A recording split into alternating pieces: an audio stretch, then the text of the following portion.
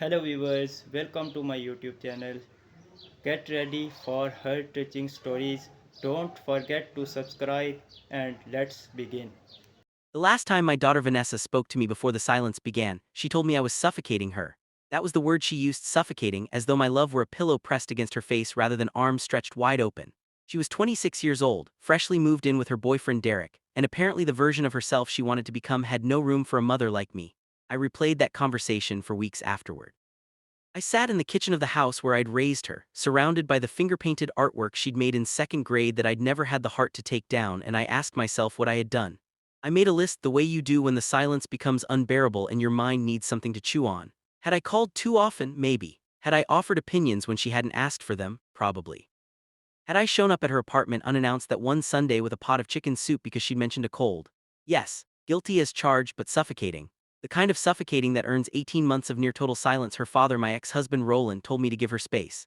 She'll come around, he said with the casual confidence of a man who had always been the fun parent, the one who showed up at birthdays with extravagant gifts and disappeared for the stretches in between. It was easy for him to be patient. He hadn't done the homework and the heartbreak and the 3 a.m. fevers. He hadn't sat outside her bedroom door the night her first boyfriend broke her heart just in case she needed someone. He hadn't driven 4 hours round trip every month of her freshman year of college just to take her to lunch and remind her she was loved. I had done all of that.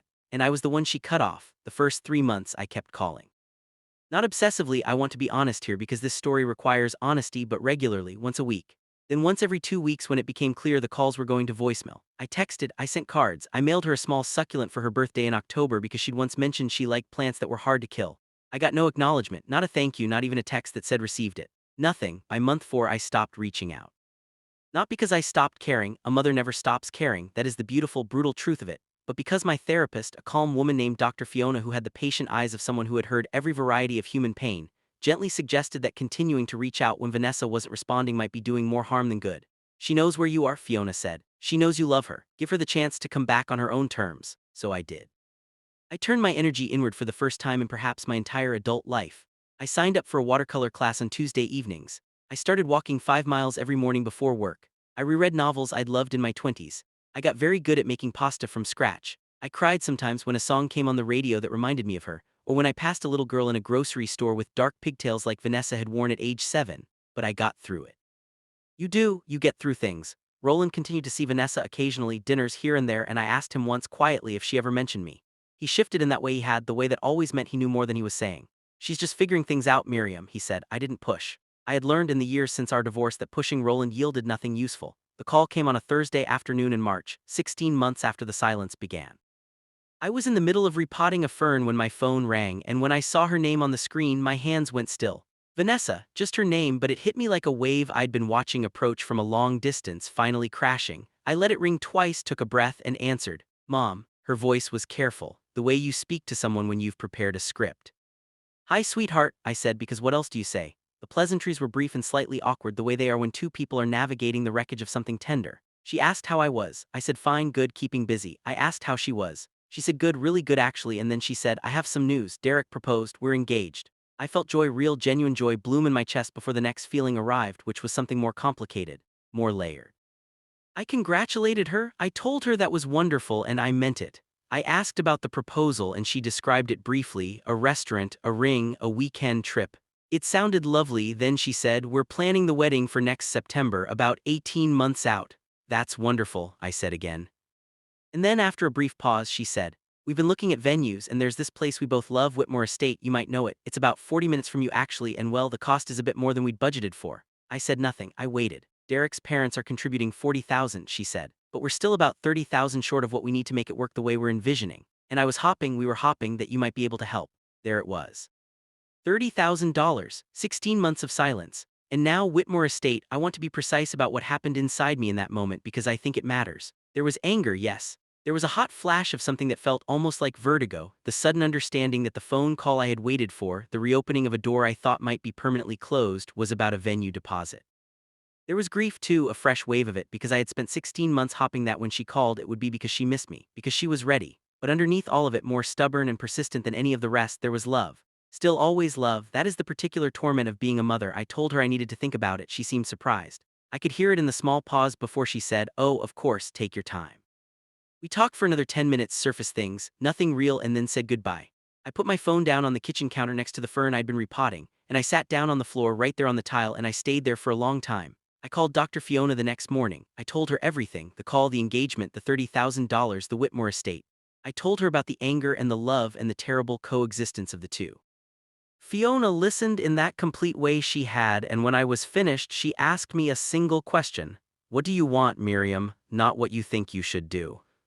Not what you think Vanessa wants or needs or deserves. What do you want? It took me a long time to answer, because what I wanted was complicated. I wanted my daughter back. I wanted to sit across from her at a table and have a real conversation, the kind we used to have before whatever fracture had opened between us. I wanted to know what I had actually done wrong, not the suffocating accusation which I had examined from every angle, but the real thing, the specific thing she had needed me to understand. I wanted to be invited back into her life not as a checkbook but as her mother, and yes, if I was being truly honest, I wanted her to reckon even slightly with what the silence had cost me. I called Vanessa back 2 days later. I told her that I loved her and that I was genuinely happy she was getting married. I told her that Derek, from what I knew of him, seemed like a good man and that I hoped their life together would be full of the kind of happiness that compounds over time. Then I said, I want to talk about the money, but first I want to talk about us. Another pause, longer this time. Okay, she said quietly. I need to understand what happened, I said. Not to relitigate it, not to assign blame. I just need to understand. Because I've spent 16 months trying to figure out what I did and I still don't fully know, and I can't move forward without having that conversation. What followed was the hardest conversation of my life and also, eventually, the most necessary. Vanessa cried, I cried. She told me things I hadn't known, that she had felt for years, that my love came wrapped in expectation, that my presence in her life had often felt like a performance review rather than a safe harbor, that she had needed to step away to figure out who she was outside of my gaze, that she was sorry she'd done it in silence without explanation and that the silence had been cowardly and she knew that. I told her that her absence had broken something in me. That I had loved her with everything I had, and that even flawed love, even imperfect, too present, occasionally suffocating love, had come from a place of pure devotion, and that being cut off without a conversation had been one of the most painful experiences of my life. We did not resolve everything in that phone call. You cannot compress 16 months of distance into 90 minutes, but something shifted. Something cracked open, not destructively the way it had before, but the way ground does in spring when something is finally ready to grow. I did contribute to the wedding. Not $30,000. I thought hard about what felt right, and I decided to offer $15,000, enough to be meaningful, not enough to be self-erasing. I told Vanessa this, and I told her why. I said that I wanted to be part of her wedding day, not because I had funded it but because I was her mother, and that I hoped whatever she spent the money on would be beautiful, but that the beauty of the day wouldn't come from the Whitmore estate or the floral arrangements or the photographer. It would come from who was there. She was quiet for a moment. Then she said, I know, Mom. Those 2 words, 3 syllables. I know, Mom. They were so small and they carried so much. The months between that phone call and the wedding were not perfect. Vanessa and I were, in many ways, learning each other again, or perhaps learning each other for the first time without the roles we'd calcified into. There were awkward dinners and a few tense moments when old patterns flickered. There was a disagreement about whether I would be involved in the dress shopping, which I ultimately was, though I kept my opinions to myself except when asked. There was a moment, about 4 months out from the wedding, when she called me just to talk, not about logistics or money or planning, just to tell me about something funny that had happened at work, and I recognized that phone call for what it was, a door propped open. I walked through it carefully. The wedding was in September as planned. Not at Whitmore Estate. They found a different venue, a converted barn with strings of warm lights and big oak trees, and a natural simplicity that turned out to be more than the grand estate had ever been. Vanessa was radiant in a way that had nothing to do with the dress, though the dress was beautiful. Derek cried when she walked down the aisle. Roland, sitting beside me in the family row, our first shared event since the divorce, leaned over and whispered, She looks just like you did. I didn't know whether to laugh or cry, so I did both very quietly. During the reception, Vanessa found me near the edge of the dance floor. The band was playing something slow and golden. She put her hand on my arm. I'm glad you're here, Mom, she said, simple, direct, no performance in it. I'm glad I'm here too, I said. We stood together for a moment, watching the room, her hand still on my arm. $30,000, 16 months of silence, 90 minutes of tears, and 4 seasons of careful reconstruction. All of it had led here, to this quiet moment beside a dance floor in a barn with string lights, my daughter's hand on my arm. It wasn't the ending I would have written if I could have written it from the beginning. But I had learned, somewhere in those 16 months of watercolor classes and long walks in pasta made from scratch, that the stories worth living are rarely the ones we would have scripted. They are messier, they take longer. They require you to sit on the kitchen floor sometimes next to an unfinished fern and simply wait. My daughter found her way back to me. She came home. That is enough. That is, in the end, everything.